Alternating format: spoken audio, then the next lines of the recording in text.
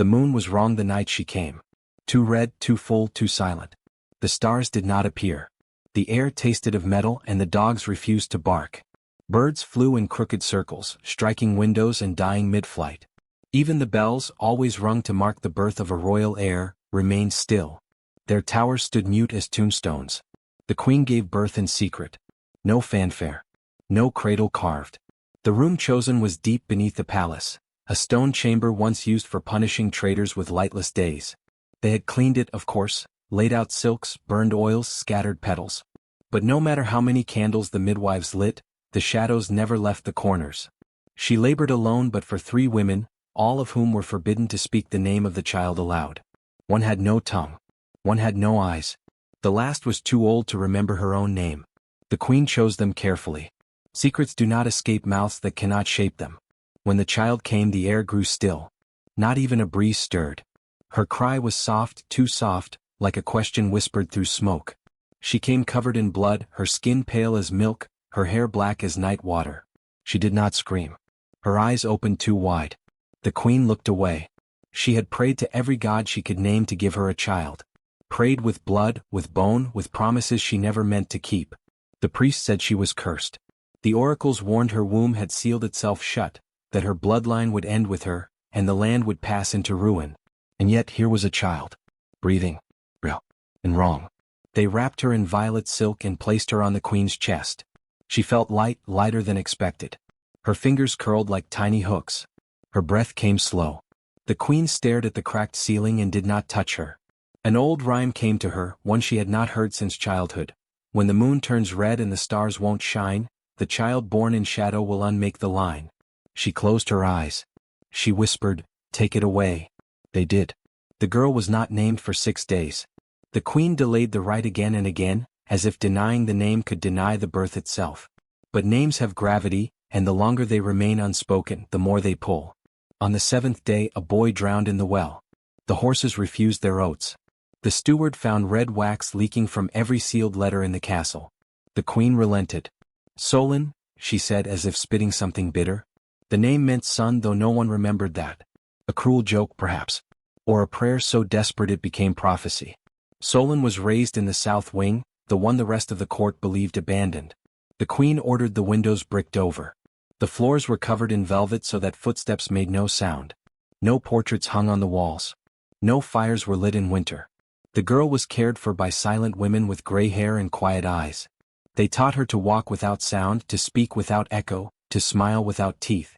But even shadow cannot swallow light forever. Solon laughed. Often. For no reason anyone could see. She laughed at empty chairs, at floating dust, at her own hands. And wherever she laughed, small strange things happened. Candles burned blue. Curtains lifted without wind. Mirrors trembled. By the time she was 5, she spoke with a clarity that frightened the nursemaids. She never stammered. Never asked the same question twice. She once placed her hand on a dying sparrow and it flew again the next morning. No one told the queen. Solon read every book in the library of the Forgotten Wing. She memorized old maps and stranger dreams. She named all the cracks in the ceiling. She began asking about the other children. "Why don't I see them?" she asked. "Where is my father? Why doesn't the queen ever visit?" The servants deflected, smiled, disappeared. She stopped asking. At night she pressed her face to the bricked windows and tried to guess the shape of the sky. Sometimes she'd feel the moon without seeing it. Her palms would glow faintly and she'd dream of wolves. One night she woke and said aloud, "I am not alone." That was the year the queen started sleeping with knives under her pillow. At court the queen ruled well. The people adored her for her cruelty, mistaking it for justice. Her silver robes gleamed. Her crown was sharp, taller than any before hers. She never spoke of her daughter. When diplomats asked about heirs, she smiled with empty teeth and said, "All things in time." But in private, her hands shook when thunder rolled. She began to dream of red moons and broken mirrors. She dreamed of a crown melting. Of footsteps she could not stop. She tried to forget the prophecy. Tried to burn the books. Tried to silence the wind that sometimes said Solon through the cracks in the floor. She summoned the bone seers. They came with their blind dogs and bowls of smoke. "Is the girl a threat?" she asked. They answered only, "She will return what was taken." That night, the queen went to the tower where the old mirror was kept. The one wrapped in 7 cloths. the one that had not been looked into for generations. It had once belonged to the Queen Witch of Salt Valley, who had drowned a whole city by whispering into its glass. The queen stood before it and peeled back the cloths one by one. She did not flinch. Her reflection looked back, older, thinner, too sharp. The mirror showed nothing unusual, until it cracked. Only slightly. A thread of silver hairline across the surface. Then another. And another. Her reflection split and bent and smiled without her. The queen turned away. She climbed the tower again 2 nights later. This time the mirror showed Solon. Not the child she had given birth to, but a woman grown, barefoot, wrapped in ash-colored robes, standing in the Hall of Kings with fire in her hands and no crown on her head. The queen asked, "Will she kill me?" The mirror whispered, "She will end you." She did not scream. She did not weep. She sent for the captain of the guard. She said, "Find the girl. Make it clean. Make it final." The captain hesitated. He remembered the last time he saw Solon, a child standing alone in a garden that should have been locked, feeding honey to hornets who did not sting her. "Now," she ordered, "before it is too late." But it already was. For Solon had heard them. She always heard what she wasn't meant to. And that night, she walked barefoot into the northern courtyard where the oldest tree grew, the one shaped like a serpent, the one whose roots touched no earth but only stone. She laid down beside it and whispered something no one heard. Not even the wind. By morning she was gone. The queen was told she'd vanished. She nodded. She did not ask where they had searched. She did not ask if there was blood. She said only, "Say nothing of this.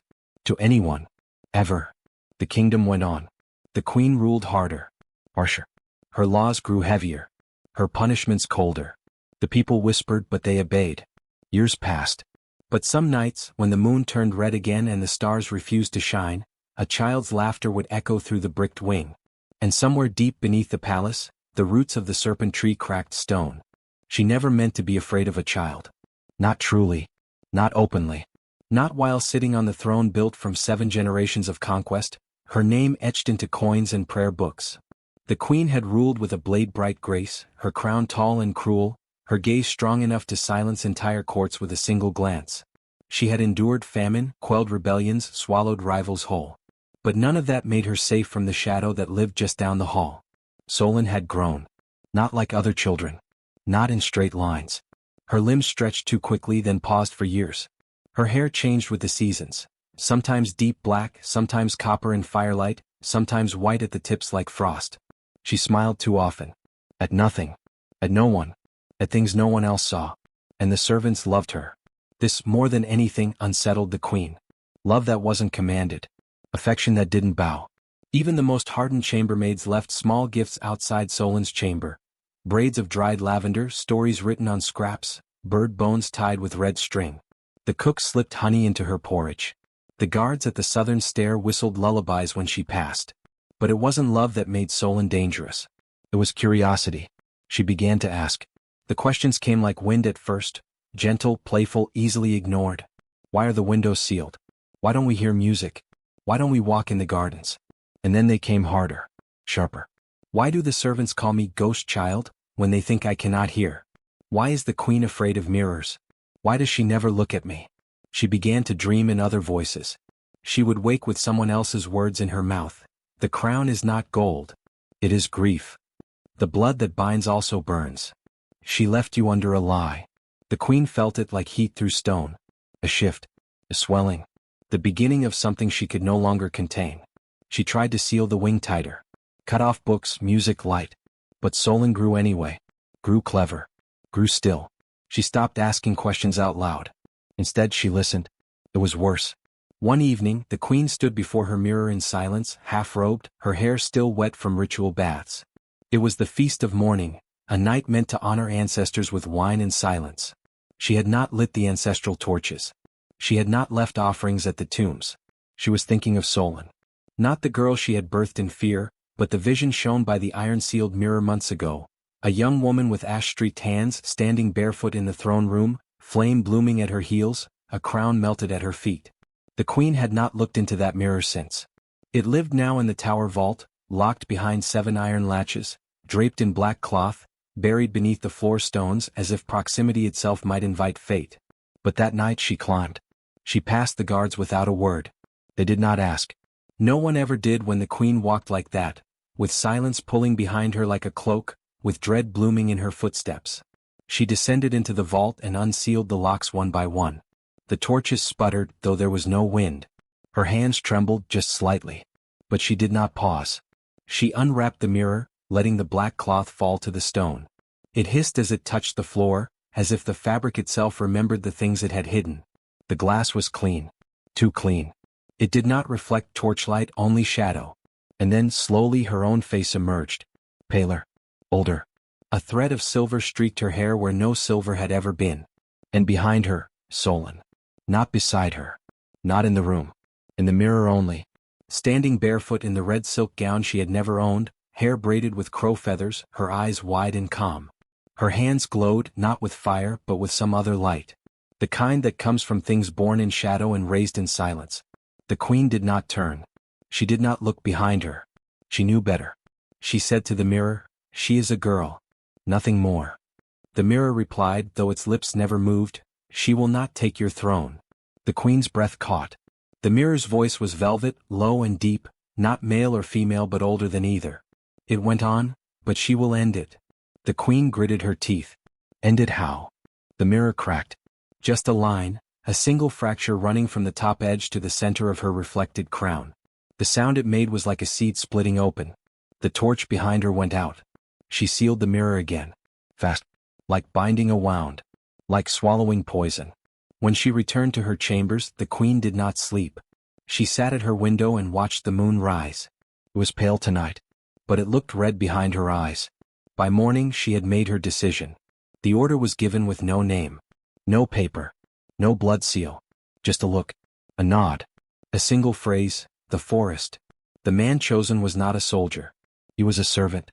A gardener once, before he lost his child to the queen's war of consolidation. Since then he had spoken only when required. He had hands like tree roots and eyes like rain. He took the dagger wrapped in linen without question. No ceremony. No protest. They brought Solon to him that night. She did not cry. Did not fight. Only asked softly, "Am I going to the garden?" The queen did not watch her leave. She stared at the wall for hours, tracing the cracks in the stone with her eyes, refusing to blink in case the mirror tried to speak again. In the forest, the trees were already whispering. They had not forgotten the queen's ancestors, how they burned the wild groves, slaughtered the stag-eyed women, salted the ground where the old gods were buried. The trees had grown back, of course. Trees always do. But they remembered.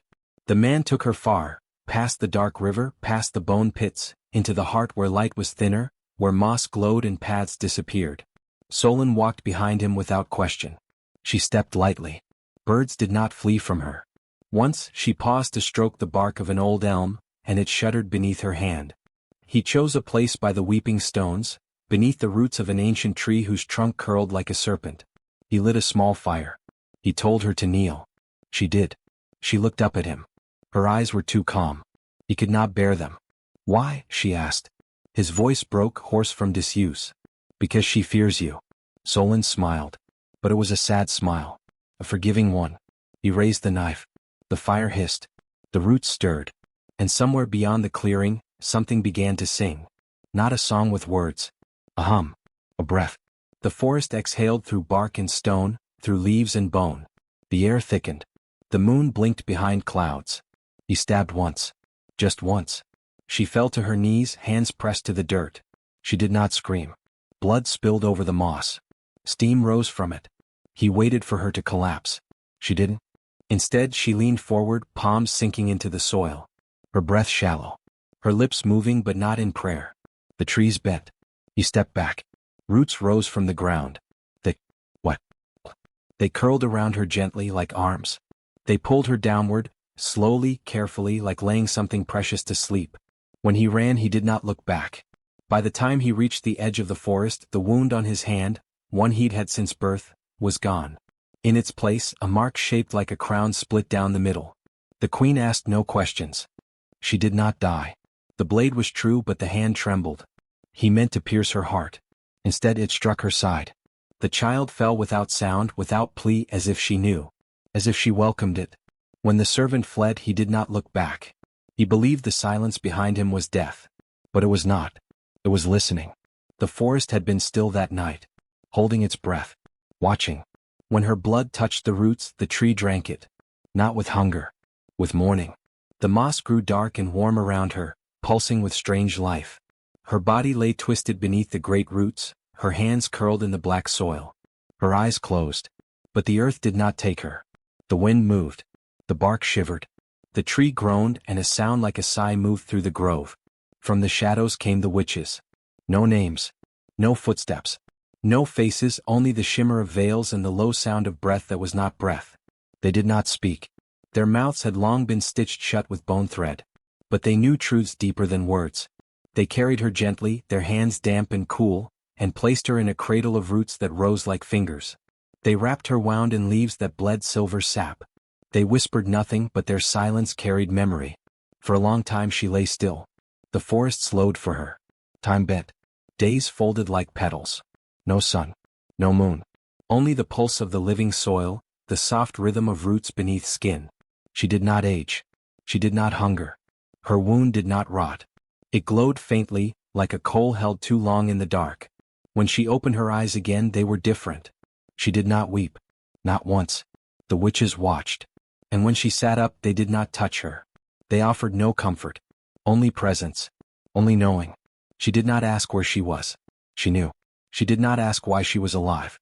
She felt it in her bones. She rose. Her feet were bare. Her hair was tangled with leaves and soft feathers. The blood on her dress had turned black and stiff, but she did not clean it. She wore it like a mark. The witches led her, walking backward, never looking away. They brought her to the heart of the forest, where the trees grew so tightly that even light could not speak between them. In the center was a pool, black and still, reflecting nothing. She stepped into it. The water did not ripple. She sank slowly as if called. When she rose again, her wound was gone. But in its place, a branch had begun to grow from her side, small, fine, wrapped in red bark. She touched it once gently, then did not touch it again. She stayed in the forest. Seasons shifted, though she did not. The witches wove cloaks for her from leaf and ash. She learned their silences. She began to speak in gaze and gesture, in the tilt of her head, in the way her fingers pressed to bark. Her breath called owls. Her presence quieted wolves. She was not a girl. Not anymore. She did not laugh. She did not play. She did not forget. And the forest remembered with her. The trees grew in her shape. The roots whispered her name. The pool showed her visions. Cities burning, a throne cracking, a woman with silver in her hair begging a mirror for mercy. But she did not go. Not yet. She waited until the branch at her side flowered. One bloom, pale red, smelling of smoke and rain. Then she turned toward the edge of the forest. The witches did not stop her. They bowed, not in reverence but in recognition. She left barefoot. The roots bent to lift her steps. And the wind began to change. The fire began on a windless night. No storm, no lightning. No careless flame. Just a hush in the trees and then, light. It bled up from the roots instead of down from the sky. The fire did not rise with hunger. It unfolded with intention, like something remembering its shape. Leaves blackened but did not fall. Trunks glowed from within as if each tree were being hollowed by its own truth. The northern woods burned. But no smoke climbed. Villagers near the edge of the forest awoke to silence. Not screams. Not heat. Silence so deep it hummed inside their chests. And then the girl. Some said she emerged from the fire itself. Others claimed she had been walking among them for years, only now allowing herself to be seen. She wore a cloak made of bark and bone, but it moved like mist. Her hair fell in tangled knots streaked with silver. Her feet were bare, her skin smeared with ash, her eyes glowing faintly, not with flame but with moonlight too long withheld. She did not speak. She walked through the village and the cows stopped giving milk. The cheese soured in its press. Wind chimes shattered. Children stared from windows and mothers pulled them back, but the children did not cry. They only whispered, "She looks like the queen." And the mothers did not answer. The old men said nothing. The old women wept. A bell in the chapel tower rang itself until the chain snapped. The priest locked the doors and declared a fast. But his own reflection would not meet his eyes after that. She touched no one. She passed through as mist passes over still water, without pressure, without weight, and yet stirring everything underneath. Behind her, statues cracked. Not all at once. First, the one in the southern courtyard, a likeness of the queen in her coronation robes. The crack split her face in half. then widened until the crown slid from the head and shattered on the marble. The next day, in a distant port city, the queen's name was found missing from every parchment in the Hall of Law. Scribes blamed mice. Ink vendors were whipped. But none could rewrite it. Every time they tried, the letters twisted and bled into the page. The seal of the queen's house, pressed in wax upon every royal decree, began to melt. In daylight. In sealed drawers. In scrolls long since archived. The wax dripped like blood and hardened into a black that no heat could soften. The girl moved slowly as if time bent for her. Her steps were quiet, but her presence louder than drums. By the time she reached the riverlands, no one dared speak her name. They only offered water and stepped aside. One baker placed a loaf before her. She looked at it. It crumbled to ash. In one town, a noblewoman attempted to bar the gate, shouting, "I serve the crown." The girl looked at her. And her voice fled her throat like a bird startled from a tree. It never returned. The queen's court heard of the sightings. Messengers were sent. They vanished. Gold was offered for her head. But the bounty hunter who tried came back blind. And smiling. The queen did not leave her tower. She watched the horizon each night. Flames moved without smoke. Her maps changed daily, villages marked with banners now marked with roots. She called for the mirror again. It cracked before she opened the lid. No voice came. Only her own reflection, split across the shards. In one shard she saw herself as a girl clutching a newborn. In another she saw the bleeding tree. In another still she saw the throne burning, not from fire but from truth. She dropped the mirror. Shattered. No one dared ask what she had seen. On the eve of her silver jubilee the sky turned pale.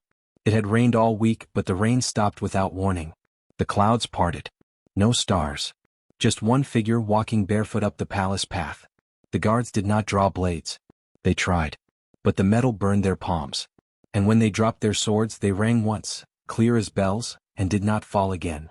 Solon walked through the gates. Her cloak dragged ash behind her. Her hair stirred without wind. The gardens wilted. Not from her passing but from shame. She passed under the arches built in the queen's honor. The stone darkened. The great doors of the palace opened themselves. Inside silence fell. No courtier spoke. No servant moved. Every breath held. She entered the hall where once she had crawled as a child, laughter smothered by velvet and fear. She passed the stained glass windows that told false stories. Each pane cracked as she passed, letting in a new kind of light, dawn light. The queen sat waiting. She wore full regalia. A silver gown with embroidered stars. A crown that trembled on her head. Her back was straight. Her hands steady. But her eyes were not the eyes of a monarch. They were the eyes of someone already standing on the edge of judgment. Solon stopped at the base of the throne. She did not kneel. The queen looked at her daughter, grown tall and silent, and did not speak. She had no words left sharp enough to use. No lies left with power. Only one question flickered in her mind. "Will you kill me?" Solon tilted her head. She did not answer aloud. She only looked. And the throne groaned. Beneath it the floor began to crack. No one stops her. Not the guards who once raised their blades in the queen's name. Not the lords who spent years weaving treaties, building towers, whispering war. Not the generals who burned villages for loyalty. They step aside. They do not know why. Their feet move of their own accord, their hands slacken, their tongues falter. Perhaps it is the air, heavier than stormlight. Perhaps it is the way she walks, not as a conqueror, but as one returning to the place that tried to bury her. Barefoot, cloak of ash and bark hanging from her shoulders like a memory made solid. The doors of the throne room groan open. The chamber is lit with hundreds of torches, golden and furious, licking every pillar, every stone-carved face of kings long dead. At the end of the room on the raised platform the queen waits. She is dressed in white flame. Enchantments circle her like chained spirits. Spells sewn into her very breath curl and twist in the air. Her hair is silver now. Her hands tremble but her spine stays straight. Her crown gleams. She looks tall, unmoving. But the fire does not warm her. The fire is not hers. Solon steps forward. No weapon. No crown. Only presence. She says nothing. She never did. The queen's mouth opens once. Her lips shape a name. It does not pass her throat. Solon lifts one hand. And every torch in the palace goes out. Not a flicker. Not a slow fade. They vanish. Darkness pours in like water breaking through glass. Only the queen's wall of fire remains, circling her like a trembling defense. It casts no warmth. It hisses and coils, sensing the one it cannot touch. The queen says the words she never meant to say. What do you want? Solon says nothing. She only looks at the throne. Not the queen. Not the platform. The throne itself. Carved from blackened elderwood. Polished with bloodline and inheritance. A throne built on a lie. And it begins to crack. At first, a thin line at the base. Then another, up the backrest through the sigils carved in the old tongue. The sounds echo through the hall like bones snapping. The queen gasps. She tries to rise, but the fire around her bends inward. It curls toward her as if recognizing the one who taught it how to lie. A spark leaps. Her gown catches. Not in flame, in memory. She sees a child laughing. A child hidden behind velvet. A small hand reaching toward a garden she was never allowed to enter. And then the night. The blood. The command. The queen screams. Not from flame. Not from pain. From the memory. From the mirror. Which shatters behind her in that moment, as if it too can no longer bear the weight of its reflections. The queen stumbles. The spells unravel. They slip from her skin like broken chains. The fire recedes. Not extinguished, dismissed. Solon does not move. The queen's knees hit the stone. Her crown, once fastened tight, rolls from her brow. It clangs once. Then again. And rests at Solon's feet. The fire moves toward it. It does not consume. It reveals. The crown begins to change. Gold flakes away, revealing rust beneath. Jewels blacken. The center gem, a sunstone, pulses once, then turns to ash. It burns. Not with heat. With truth. The queen bows her head. Not in surrender. In ending. And still Solon says nothing. She steps forward, past the broken throne, past the shattered mirror, past the burning crown. She places one bare foot on the dais. The queen lifts her eyes. Her face is soaked with tears. Her mouth trembles. She reaches out, fingers shaking. Solon does not reach back. She lowers her gaze. And the vines come. Roots break through the marble floor, not violently but with purpose. They do not strangle. They hold. They cradle the queen like the forest cradled the child. Only now the cradle is made of consequence. The thorns sprout last. From the queen's own shadow. They do not pierce skin. They encircle. A slow, quiet coronation of guilt. And Solon walks past her. She does not sit upon the throne. She lets it fall. The roots claim it. The dais splits. And from the crack a single tree begins to grow. Not tall, but certain. The people gather days later. No bells toll. No fanfare. Only silence. And the story begins again. There were no horns. No gavel. No decree from above. But the people came. They came barefoot, in silence, shedding their armor, their livery, their rank.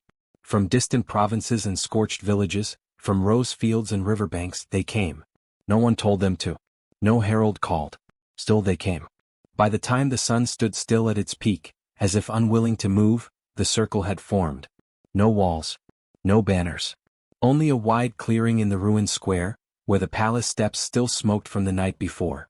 Where the throne lay in pieces, half swallowed by roots, a tree rising slow in its place. And there, in the center of that space, stood the queen. She had not run. She did not kneel. She stood in the ashes of her own crown, her shoulders drawn high as if still wearing it, though the metal lay melted on the flagstones before her, blackened, twisted, no longer something that could sit upon a head without burning it through. Solon did not face her. She stood apart, just beyond the edge of the circle. She had not spoken since returning. Still would not. There were no judges. No jury. Only the circle. And silence. Then a voice rose, not Solon's, not royal, not priestly. Just a woman's voice.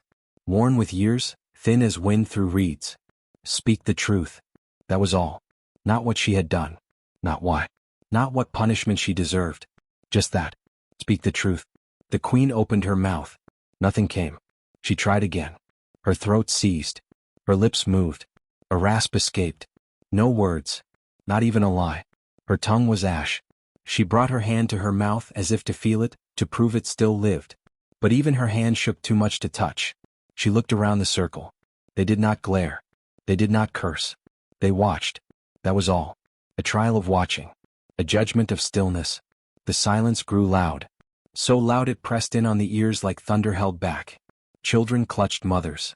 Elders bowed heads. and still no sound. Except one. A bird. High above. Crying once. The queen fell to her knees. Not in guilt. In weakness. Her legs could not hold her. She looked to Solon. Eyes wide, desperate. But Solon did not step forward. She turned. And in that turning the circle closed. Not physically. Not with hands or walls. With knowing. The queen had been asked to speak the truth. She could not. Not because she was forbidden. Because the truth in her had dried like stone. And that was enough. Solon left the melted crown where it lay. She walked from the circle. The people did not follow. They remained, watching the queen crumble in place. Not to dust, not to death, but to irrelevance. She was no longer queen. And Solon had no interest in ruling. The throne stayed broken. The mirror stayed shattered. But the tree at the center grew a little taller. And from its branches, leaves began to unfurl. They did not whisper justice. They whispered becoming. A year passed. Seasons turned, but not as they once had. Winter came early and late, sometimes both at once. Wildflowers bloomed in the snow. Frost curled around lilies. The river forgot how to freeze.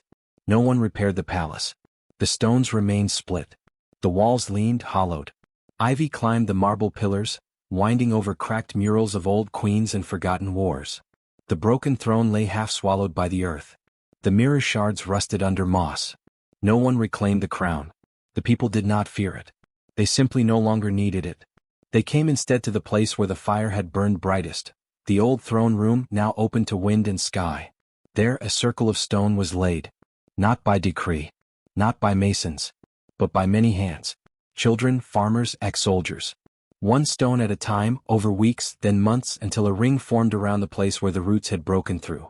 There was no statue. No pedestal. No name. Only stones carved with truths. Some were long and winding, confessions passed down generations. Others were only a single word. A name. A question. A wound. A prayer. No one guarded the circle. But no one defiled it. People came. Not to worship. To witness. They sat in silence. Or they spoke the truths their ancestors could not. They brought wildflowers in winter. They brought water from wells that had run dry, now full again. They brought their daughters. Especially their daughters. And each time they left, they touched the edge of the circle. Not to be blessed. To remember. Of Solon no one could say for certain. Some swore she had become the tree, the one growing from the place the throne had cracked. They claimed it bled red sap on full moons and bent its branches toward children who had been silenced. Others said she walked the borders between villages, between waking and dream, barefoot and glowing faintly, never speaking but always watching. A few, mostly the very old or very young, said she came to them in moments of grief, not to comfort but to see. And somehow that was enough. No queen ruled now. The crown had turned to ash. The court had dissolved. The lords laid down their titles and took up smaller names: baker, gardener, teacher, scribe. And still the strange things continued. Blackbirds flew in patterns that made names. Rain fell only on the unjust, sometimes for days. Books wrote themselves in empty rooms. A girl in the western hills found a stone in her mouth after dreaming of fire. When she spat it out, it bore a line carved deeper than time. The queen killed her own daughter, but her crown burned the day the girl returned. That line spread. Not through books. Through breath. It was scratched into walls, whispered to infants, etched into clay cups and burned into doorposts. It did not fade. It was not a warning. It was a remembering. Of what power does when left unspoken. Of what a girl becomes when buried and not broken. Of how silence can undo an empire louder than armies. And though no one had seen her in a year, though her name was never said at court, for there was no court, she remained. In roots that split stone. In fire that burned memory before flesh. In the wind that turned when someone finally told the truth. Where the girl once stood, something still stands. Not a ghost. Not a god. Just the memory of a daughter who would not stay dead. And a silence that no throne could bear. A year passed, but it was not like years before. The moon rose as if tired of rising. The sun did not always burn the same path. Winter came with violets blooming through the snow. Summer brought birds who sang names no one remembered teaching them. The palace, untouched, began to fall into itself. It groaned in the wind like something ashamed to still stand. Vines clutched the marble ribs of fallen arches. Ivy ran wild through banquet halls that once bled gold. The queen's bedchamber collapsed inward when the rains returned, not violently but gently, as if the stone finally sighed and let go. No one came to reclaim the throne. No one so much as touched the shattered crown. It had cooled into black metal, twisted, fire-bitten, unwearable. People passed it by as they would a grave, heads bowed, not from fear but recognition. The court had dissolved. Titles became echoes. Dukes became teachers. Knights grew orchards. Scribes wrote only what they could swear was true. There were no new laws. Only a single, quiet pattern of living. If you are silent, mean no harm. If you speak, speak truth. And if you harm, do not look away from the one you wounded. In time, people returned to the fire-marked square where the girl had last stood. They came not in fear or procession, but in ones and twos as if drawn by something bone-deep. Something older than the old laws. No one directed the gathering. There were no horns. No altars. No preaching. Still a circle formed. It began with a single stone. A farmer, no longer young, placed it where the throne had cracked. On its surface, one carved sentence. Not elegant. Not perfect. Just a truth he had never said aloud. Someone else brought another. Then another. Within weeks, the stones made a ring. Each one held a truth. A confession. A wound. A name. A line of forgiveness. A story no one had listened to before.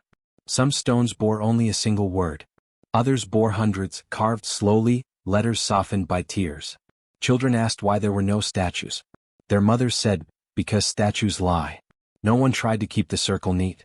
Moss grew over some stones. Flowers bloomed through others. Still more came. They sat in the ring for hours, for days, for no reason they could name. They brought offerings, not of gold but of memory. The first doll they ever loved. A comb that belonged to a lost sister. A braid cut from a mother's hair. These were laid at the edge, then left behind. No queen ruled. No throne stood. Only the circle, and the girl-shaped space within it that no one dared to fill. Of Solon nothing was certain. Some said she had walked into the woods and become the tree that grew through the shattered stones, one whose roots dipped beneath the world and returned soaked in something more than soil. Others said she walked unseen, not ghost nor god, through villages and dreams, her bare feet never quite touching ground, her eyes the color of firelight on water. She did not speak. She simply watched. And the people, when watched by her, remembered who they were. Still others swore they heard her in the night wind. When they stood at the edge of something hard, a grief too old, a guilt too deep, the wind would change as if listening. And they would know, they were not alone. She was never seen again. But in every town there was a stone. And on every stone the same line. The queen killed her own daughter, but her crown burned the day the girl returned. Some carved it into hearts. Others whispered it into the ears of newborns, like a protection against silence. It was inked into cloth, stitched into shawls, painted on walls that had once borne the queen's image. Not as a threat. Not even as history. But as a knowing. A reminder that power cannot erase what it buries. That what blooms after fire does not bloom weaker. That truth, when buried, grows roots. And that a girl left to die can still return. Not to rule, not to destroy, but to unmake the lie that tried to name her fate. In the far north, a group of children built their own circle, not with stone, but with wind chimes and feathers and things they said would sing when the truth walked by. The elders let them. And when a stranger passed through, quiet, unshod, gaze unblinking, the chimes rang once, then never again. In the southern coast, a fisherman swore that when he spoke the girl's name, only once into the salt air, the tide turned and carried his boat safely home. He tried it again. It did not work. His daughter said, "That's because the sea already knows." In the eastern marshes, where the queen once taxed the people into hunger, the land now bloomed with untended bounty. No one planted. No one tilled. Yet grain grew where blood had been spilled. They called it Solon's yield. And in the west, where witches had once been burned, they now walked openly. Not feared. Not worshipped. Simply asked, "What do you see?" And always their answer, "What you cannot yet say." Some began to believe the queen never existed, that she was a symbol, a warning, a name for power misused. But the ruins still stood. The twisted crown still lay where it had melted. And old ones remembered. They remembered the fear in their bones when the queen passed by, how their mouths dried, how their daughters were told to speak gently, to smile even when it hurt. They remembered what it meant to survive. And now they remembered what it meant to speak. A new kind of telling began. Not of kings. Not of wars. But of what happened to a girl born beneath a cursed moon, hidden in velvet halls, nearly buried by a mother who feared her light. A girl who did not grow into rage but into root. who did not return with vengeance, but with silence deep enough to shake a throne, who did not seek power, only the truth made whole. The children did not speak her name the same way the old did. To them she was not sorrow. She was what happened after. They drew pictures of fire that turned into trees. They played games where the girl returns and looks, and the villain falls without being touched. They asked, "Can a crown be worn by the land instead?" And their parents did not answer. They only listened. There were no kings now. No queens. Just stories told around fire circles and whispered into stone. In a ruined place once called a palace, the ivy-covered mirror that had shattered lay in pieces still. Some pieces were taken by travelers, not to keep but to bury. Others were left alone, too sharp to hold. But one piece grew warm under moonlight, and those who dared to touch it said they saw not themselves, but the truth they had been hiding. They did not always like what they saw, but they always came back changed. No shrine was ever built to Solon. But each time someone carved their pain into stone, and laid it at the edge of the circle, the wind seemed to pause. Not to answer. To witness. In that pause, something unspoken passed between breath and bark, fire and frost, memory and marrow. Not a god. Not a girl. Just the echo of someone who had refused to die when the world demanded her silence. Where the girl once stood there is nothing now. And everything.